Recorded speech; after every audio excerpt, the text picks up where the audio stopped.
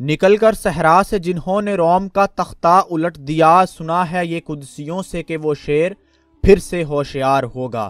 خواتین و حضرات، السلام علیکم۔ اسلامک سلیوشن چینل کی نئی ویڈیو میں آپ کو خوش آمدید کہتے ہیں۔ سورہ الفتح کی تلاوت کے بعد صبح 4 بجے سے طبل جنگ بج چکا ہے۔ روسی اور امریکی صدور کی وارننگ کے باوجود اردوان نے ترک افواج کو حملہ کرنے کا حکم دے دیا ہے۔ جنگی جہازوں نے دیار بکیر کے فوجی اڈے سے پروازیں بھرنا شروع کر دی ہیں۔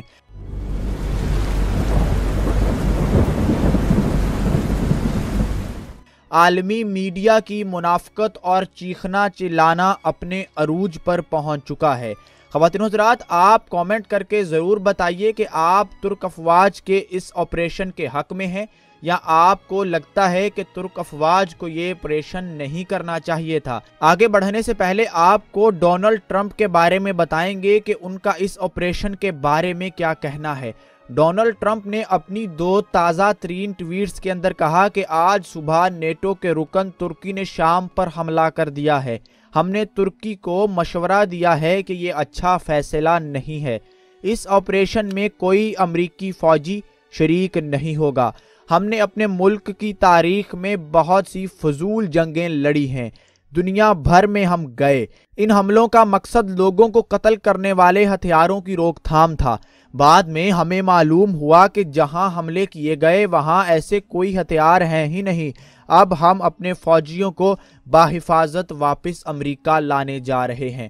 ڈونلڈ ٹرمپ کا یہ اعلان ترکی اور امریکہ کے کامیاب مذاکرات کے بعد سامنے آیا ہے۔ وہ مذاکرات یہ تھے کہ امریکہ شمالی شام میں سے اپنی افواج کا انخلاء کرے گا اور وہاں پر علاقے میں ترکی کی افواج اپنا آپریشن کرے گی۔ عالمی میڈیا کی منافقت اور ہپوکریسی کا اندازہ اس بات سے لگا لیجئے کہ صبح 4 بجے جو ہی اس آپریشن کا آغاز ہوا اور ترک فضائیہ نے دہشت گردوں کے ٹھکانوں پر بمباری کا آغاز کیا تو چند ہی منٹس کے بعد عالمی اخبارات نے لکھنا شروع کر دیا کہ ترک فضائیہ کی بمباریوں میں شہریوں کی اموات ہو رہی ہیں۔ آسٹریلیا کے بڑے اخبار نے دعویٰ کیا کہ 7 شہری اس بمباری میں جاں بحق ہوئے، لیکن آسٹریلیا کے اس دعوے پر پانی اس وقت پھیر دیا گیا کہ دہشت گردوں کا اپنا بیان جاری کر دیا گیا کہ دہشت گردوں کے مطابق وہ بمباری ایک ایسی جیل کے اوپر کی گئی جس میں داعش کے دہشت گردوں کو قید کیا گیا تھا۔ یہاں پر یاد رہے کہ ترکی اپنا یہ آپریشن ایک سیف زون بنانے کے لیے کر رہا ہے، ایسا علاقہ جس کو دہشت گردوں سے خالی کروا کر وہاں پر شامی مہاجرین کی آباد کاری کو ممکن بنایا جائے گا۔ خواتین و حضرات، ترکی پہلے ہی سے 4000 اسکوائر کلومیٹر کا علاقہ پہلے ہونے والے 2 آپریشنز جن کا نام اولیو برانچ اور یوفریٹس شیلڈ تھا اس میں کروا چکا ہے۔ ترک افواج کے اس آپریشن میں شام کے جس علاقے کو نشانہ بنایا جا رہا ہے اس کا نام تار ابیاد ہے۔ یہ ترکی اور شام کا سرحدی علاقہ ہے جس کو کئی سالوں سے وہاں پر موجود کرد باغیوں نے یرغمال بنا رکھا تھا۔ ترک افواج نے یہ فیصلہ کیا کہ اس علاقے کو ان کرد باغیوں سے آزاد کروایا جائے گا۔ یہاں پر آپ کو کردوں کی موومنٹ اور کردوں کے لیڈران کے بیانات بھی بتائیں گے کہ ان کا موقف کیا ہے۔ کردوں کی جانب سے کہا جا رہا ہے کہ ترکی یہ کوشش کر رہا ہے کہ شام کے عرب باشندوں کو کردوں کے علاقوں میں آباد کیا جائے۔ ایسا کرنے سے کرد علاقوں کے ایتھنک ڈیموگرافکس تبدیل ہو جائیں گے۔ جن علاقوں میں کرد اکثریت پر ہیں وہاں پر وہ اقلیت میں چلے جائیں گے اور ایسا کسی بھی طور پر کردوں کے لیے قابل قبول نہیں ہے۔ دوسری جانب ترکی کی گرتی ہوئی معیشت اور وہاں پر موجود 25 لاکھ سے زائد شامی مہاجرین ترکی کی معیشت پر ایک بوجھ بن چکے ہیں اور ترکی کے صدر طیب اردوان کے اوپر اندرون ملک اور ملک کی اندرونی سیاسی جماعتوں کی جانب سے بھرپور پریشر ڈالا جا رہا ہے کہ ان شامی مہاجرین کو ان کے ملک واپس بھیجنے اور وہاں پر دوبارہ آباد کرنے کے لیے کوئی لاہ عمل ترتیب دیا جائے۔ تو گزشتہ سال سے ترکی کے صدر اور ترکی کی افواج اور ترکی کی حکمران جماعت آک پارٹی سر جوڑے بیٹھی تھی کہ کس طرح سے شام کے مہاجرین کو واپس شام بھیجا جائے اور وہاں پر ان کی آباد کاری کی جائے۔ کیونکہ ترکی یورپ کی طرح نہیں چاہتا کہ آئے ہوئے مہاجرین کو بغیر کسی بندوبست کے واپس دھکیل دیا جائے۔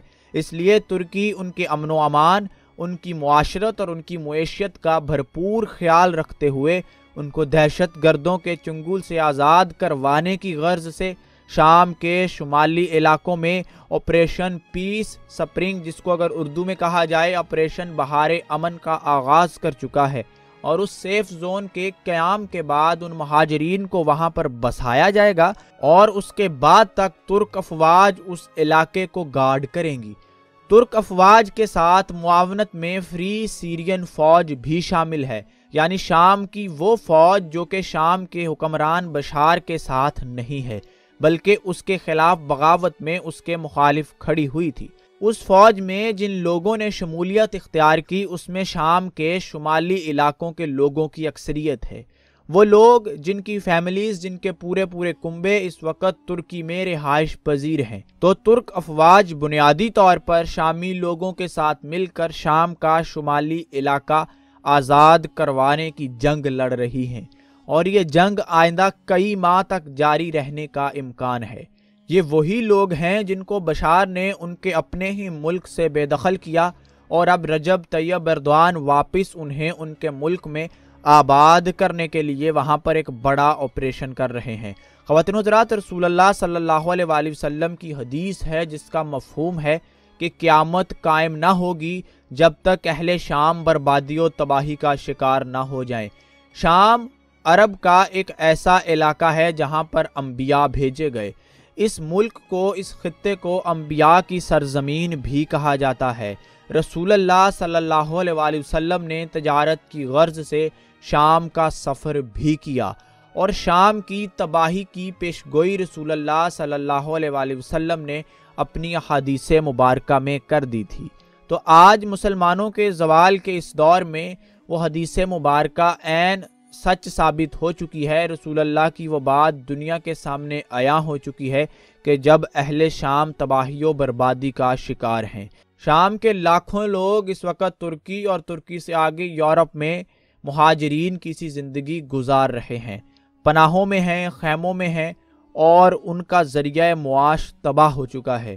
شام کے وہ بڑے بڑے شہر جن کو تاریخی حیثیت حاصل تھی، جن میں حلب، جن میں دمشق آتا تھا، آج کھنڈرات کا منظر پیش کر رہے ہیں۔ جی ہاں، وہ شام کی سرزمین جس کو سلطان صلاح الدین ایوبی نے رول کیا، دمشق اور حلب سلطان صلاح الدین ایوبی اور بعد میں ان کے وارثوں کا دارالحکومت رہا۔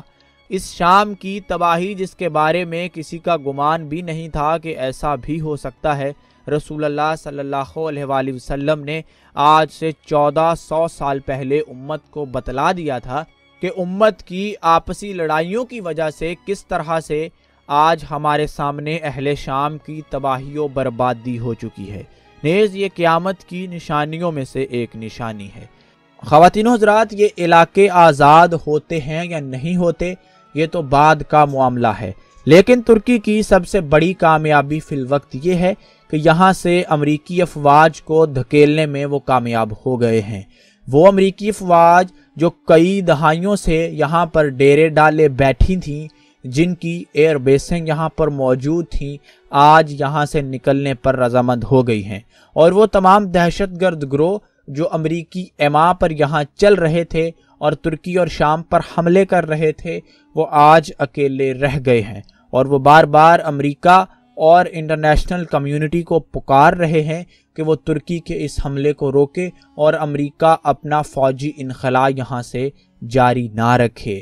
ان گروپوں میں کرد باغیوں کے گروپ سر فہرست ہیں جو کہ ترکی پر پے در پے حملے کرتے رہتے ہیں۔ تو اب کامنٹ سیکشن میں ہمیں ضرور بتائیے کہ آپ شام کے اس مسئلے کو کس نظر سے دیکھتے ہیں۔ آپ کے تبصرے، تجزیے اور آراء کے لیے ہم منتظر رہیں گے۔ اس ویڈیو کو لائک کیجئے اگر آپ کو پسند آئی، اور اگر آپ کو معلوم ہوا کہ آپریشن بہار امن کیا ہے، پیس سپرنگ کیا ہے، ترکی یہ آپریشن کیوں کر رہا ہے، کن علاقوں میں کیا جا رہا ہے، کون سی اقوام اس سے متاثر ہو رہی ہیں، کس کا فائدہ ہو رہا ہے یا کس کا نقصان ہو رہا ہے، یہ تمام باتیں آپ کومنٹس میں لکھیے، اور ویڈیو اگر آپ کو پسند آئی ہے تو لائک کیجئے، اور اس کو اپنے دوستوں سے شیئر کیجئے۔ اسلامک سلیوشن چینل کو سبسکرائب کیجئے تاکہ ایسی ہی ویڈیوز مستقبل میں آپ کو ملتی رہیں اور آپ ان سے استفادہ حاصل کر سکیں۔ ابھی تک کے لیے اللہ حافظ۔